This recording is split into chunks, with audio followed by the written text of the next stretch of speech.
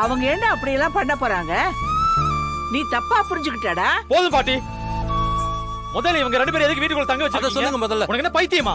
டேய், அவங்க பக்கம் நியாயம் இருக்க போய் தாண்டா. ஆமா, இவங்க செஞ்ச வேலைக்கு நியாயம் வேற சொல்லுவாங்க. அத நீ கேட்டுட்டு இருப்பியா? உன்னையே ஏதோ பேசி மனசை மாத்தி விட்டுருப்பாங்க. அதெல்லாம் இவளுக்கு கை வந்த கலையாச்சு. டேய், டேய், உண்மையை சொல்றா. சொல்றா. உண்மையை சொல்றா.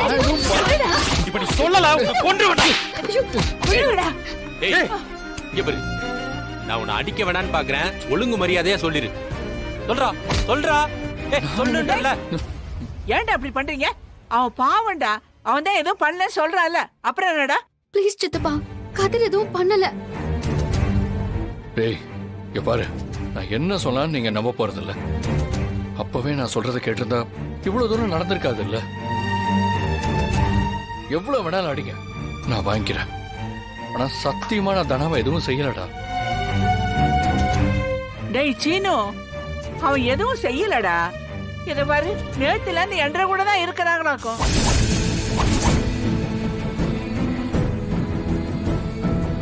பாட்டி, நீ ஏதோ சொல்ற, உனக்காக இவனை விடுறேன். இங்க பாரு, இப்ப நாங்க தனாவை தேடி தான் போயிட்டு இருக்கோம். ஆனா உன்னை இவன் மட்டும் போய் சொல்லியிருந்தான்னு வைங்களேன், இவனை நான் அப்புறம் கொன்னே போட்டுருவேன்.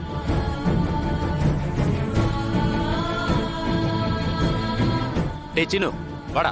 சரிங்க மாமா. போங்கடா, பெருசா வந்துட்டானுங்க.